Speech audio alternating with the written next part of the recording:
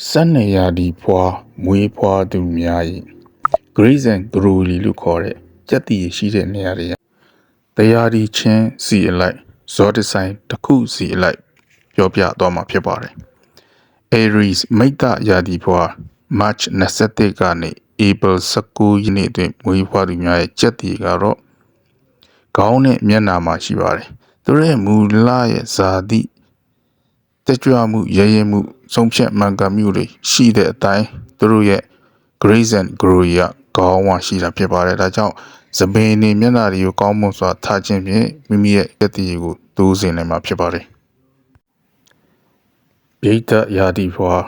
April 20ကနေ March 20မွေးဖွားသူများရဲ့ Grace and Glory ကတော့လေပင်မှာရှိပါတယ်သူတို့ဟာမူလကအတန်ကြည်လင်သူများဖြစ်တဲ့အပြုံးချူချူနဲ့ခိုင်မာတဲ့ဆုံးဖြတ်ချက်တွေချမှတ်တတ်သူတွေဖြစ်တဲ့အတွက်ကြောင့်သူတို့ရဲ့လေပင်ချက်တီကိုအမျိုးသမီးဆိုရင်ဆွဲကြိုးလာလေးဆွဲတော်မျိုးအမျိုးသားဆိုရင်ဒီဇိုင်းလာတဲ့ကော်လံပါတဲ့အင်ဂျီဝတ်စားများဝတ်ဆင်တာမျိုးနဲ့ကိုယ့်ရဲ့ချက်တီကိုထိန်းသိမ်းနိုင်မှာဖြစ်ပါတယ်ဂျမနိုင်းလို့ခေါ်တဲ့မေထုံယာဒီဘွားကမေ21ရက်ကနေဂျွန်20မွေးဖွားသူများဟာလက်မောင်းလက်ဖြံမှာအစုံမှာသူတို့ရဲ့ Grace and Glory ရှိပါတယ်မူလရဲ့စကားပြောဟန်ကောင်းသူများလှုပ်ရှားမှုမြန်ဆန်များဖြစ်တဲ့အတွက်ကြောင့်အစုပ်ကိုအားကောင်းစီမဲ့လေ့ကျင့်ခန်းများစင်စက်မပြတ်ပြုလုပ်ခြင်းအစုပ်ကိုအားလျှော့စီမဲ့ဆက်လက်တောက်တော်တို့အခြားတော့မသိမ့်တော့တဲ့ထိခိုက်မဲ့အခါများကိုမလုပ်သင့်ပါဘူးထို့သူလက်မောင်းလက်ဖြံစုပ်မှာလည်းအင်ကြီးလက်ရှိဝလို့ရှိရင်ဒီဇိုင်းကောင်းတဲ့ကာလာလမ်းနာလိုမျိုးဝတ်ဆင်ခြင်းဖြင့်မိမိရဲ့လက်မောင်းလက်ဖြံအစုပ်ကိုစက်တီကိုထိမ့်သိမ်းထားနိုင်မှာဖြစ်ပါတယ်။ကာရကတ်ယာဒီဘွားခေါ်တဲ့ကင်ဆာယာဒီဘွားတွေကဂျွန်21ကနေဂျွန်လ22ကိုမွေးဖွားသူများရဲ့ Glory ခေါ်တဲ့စက်တီကတော့ရင်ပတ်နဲ့ပိုက်မှာရှိပါတယ်။သူတို့ဟာမူလအဖြစ်မိသားစုကောင်းကျိုးကောင်းရာပြုလုပ်တဲ့သူများဖြစ်သည်အညီအမျိုးသားဆိုလို့ရှိရင်ရင်အုပ်လေ့ကျင့်ခန်းကိုကောင်းစွာလေ့ကျင့်ပြီးတော့မိမိရဲ့ကိုယ်ခန္ဓာကြံ့ခိုင်မှုပြသနိုင်သလိုအမျိုးသမီးဆိုလို့ရှိရင်လည်းလှပတဲ့အင်ဂျီများဝတ်ဆင်ခြင်းမိဝမ်းပိုက်ကို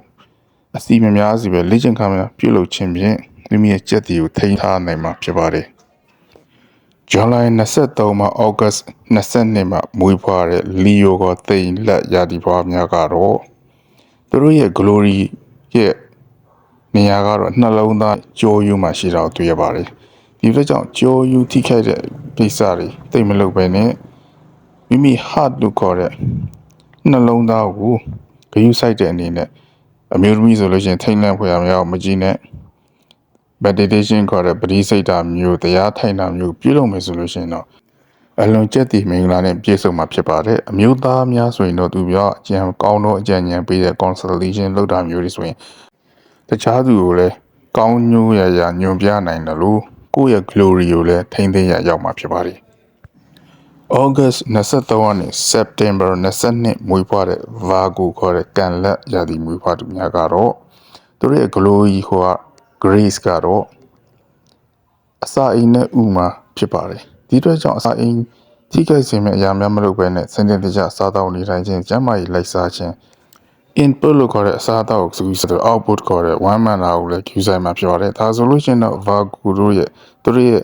စက်တီကိုကောင်းမွန်စွာထိန်းသိမ်းနိုင်ပြီးတော့ကျန်းမာချမ်းသာအသက်ရှင်မှာဖြစ်ပါတယ်။ September 23ကနေ October 22အထိမွေးဖွားတဲ့သူရာဒီဖွား Libra တွေကတော့သူတို့ရဲ့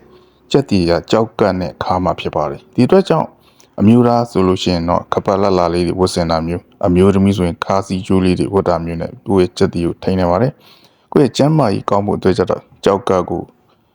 အားပေးတဲ့ကြောက်ဖြုံဒီလိုမျိုးဟင်းမျိုးမကြာခဏချက်စားတာမျိုးရေများများတောက်တာမျိုးနဲ့ကိုယ့်ရဲ့ကြောက်ကပ်ကိုဂရုစိုက်ခြင်းဖြင့်အဆင်ပြေတဲ့ကြက်တီရှိမှုဖြစ်စေမှာဖြစ်ပါတယ်။ Scorpio ကိုဘိတ်စာရာဒီဘွား October 23ရက်နေ့ November 22အထိမွေးဖွားသူတွေရဲ့သူတို့ရဲ့ကြက်တီရသူတို့ရဲ့လိန်အင်ကမှာဖြစ်ပါတယ်။သူတို့ကမူလအပြင်စိတ်သက်ပြင်းထန်ပြီးတော့အနေထားကောင်းနေရှိနေတဲ့သူဖြစ်တဲ့အတွက်ကြောင့်လဲ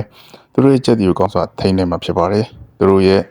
ဒီအင်ကာကိုကောင်းမွန်စွာကျန်းမာအောင်ထားခြင်းဖြင့်သူတို့ရဲ့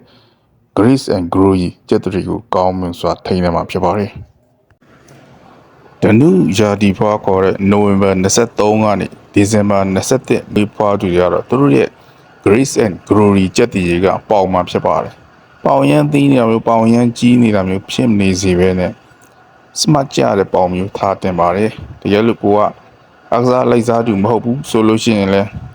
ပန်အမြဲမိုက်စာဒီဇိုင်နာတွေနဲ့ရွေးချယ်ထားတဲ့ပိုင်အမျိုးတွေပို့ဆင်ပါတယ်။ဒီလိုဆိုရင်လည်းကိုယ့်ရဲ့ကြက်တီကိုထိမ့်သိမ်းထားနိုင်မှာဖြစ်ပါတယ်။ဒီဇင်ဘာ22ရက်နေ့ကနေဇန်နဝါရီ20အတွင်းမွေးဖွားတဲ့မကရရာသီဘွားကက်ပရီကွန်တွေကတော့သူတို့ရဲ့ကြက်တီရဒူးမှဖြစ်ပါတယ်။ဒီတော့ကြောင့်ဒီကနေ့ shopping များဝတ်မယ်ဆိုရင်တော့ကိုဒူးကိုဖြူဖွေးနေအောင်ထားပြီးတော့ကြက်တီကိုထိန်းနေမှဖြစ်ပေမဲ့ဒီကလို့ဘောင်းရှိတို့ပစိုးတို့ထမင်းတို့အမြဲဝတ်နေသူတွေကတော့ဘာမှသူကြလှုပ်ရှားမလို့တဲ့ကြက်တီမျိုးရရှိမှဖြစ်ပါတယ်။ ဇန်နဝါရီ21ကနေဖေဖော်ဝါရီ18အတွင်းမွေးဖွားတဲ့ကုံရာသီဖွားများရဲ့ကြက်တီကတော့ခြေချင်းဝတ်မှဖြစ်ပါတယ်။ဘိန်းလေးဆိုတော့ရွှေခြေချင်းလေးတွေဝတ်တာမျိုးယောက်ျားလေးဆိုလို့ရှိရင်ဖက်နှက်ကောင်းကောင်းဝတ်မယ်။ထို့သူခြေအိတ်လာလေးတွေ smart ကြဝတ်မယ်ဆိုရင်တော့ကိုယ့်ရဲ့ကြက်တီကိုကောင်းမွန်စွာထိန်းသိမ်းထားနိုင်မှာဖြစ်ပါတယ်။ မင်းရာသီဖွားလို့ခေါ်တဲ့ February 19ကနေ March 20အတွင်းမွေးဖွားသူတွေကတော့သူတို့ရဲ့ Grace and Glory ခေါ်တဲ့ကြက်တီကတော့ခြေဖွားမှာရှိပါတယ်။ဒီအတွက်ကြောင့်ဖနက်လာကိုချင်းရှူးလာလေးစီးခြင်းစသဖြင့်အမျိုးသမီးဆိုရင်ခြေသေးလက်သေးလာခြေသေးလာများပြုတ်လုခြင်းဖြင့်ကိုယ့်ရဲ့ကြက်တီကိုထိန်းထားနိုင်မှာဖြစ်ပါတယ်။